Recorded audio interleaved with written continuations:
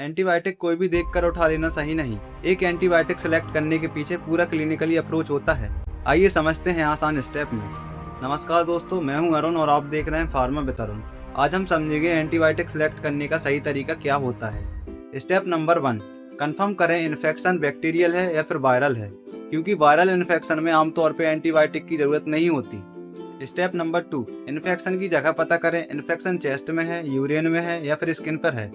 Step number 3, possibilities कहाँ है bacteria के बारे में सोचें, क्योंकि अलग अलग इन्फेक्शन में अलग अलग बैक्टीरिया हो सकते हैं और उसी के हिसाब से एंटीबायोटिक सेलेक्ट किया जाता है। स्टेप नंबर 4, पेशेंट को समझें, उसकी एज, उसका प्रेगनेंसी स्टेटस, एलर्जी, किडनी और लीवर फंक्शन जैसी चीज़ों को देखना जरूरी है।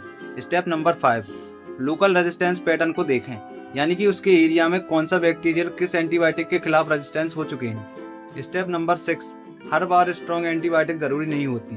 गोल होता है सही बैक्टीरियल पर सही एंटीबायोटिक का इस्तेमाल करना। स्टेप नंबर 7, अगर कल्चर और सेंसिटिविटी टेस्ट भेजा है तब रिपोर्ट को ध्यान से रखें।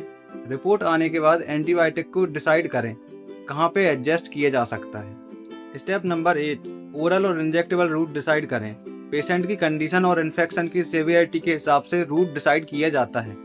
स्टेप नंबर 9, सही डोज और सही ड्यूरेशन रखें, न जरूरत से ज़्यादा न जरूरत से कम। Step number 10, drug interaction check करें, पेशेंट कौन सी दवाई पहले से खा रहा है ये देखना भी बहुत जरूरी है। स्टेप नंबर 11, सोर्स कंट्रोल को मत भूलिए। अगर एब्सेंस या पोस्ट कलेक्शन है तो कई केस में सिर्फ एंटीबायोटिक काफ़ी नहीं होती, ड्रेनेज की जरूरत भी पड़ सकती है। स्टेप नंबर 12, पेशेंट को मॉनिटरिंग करें, ट्रीटमेंट शुरू होने के बाद क्लिनिकली रिस्पॉन्स देखें।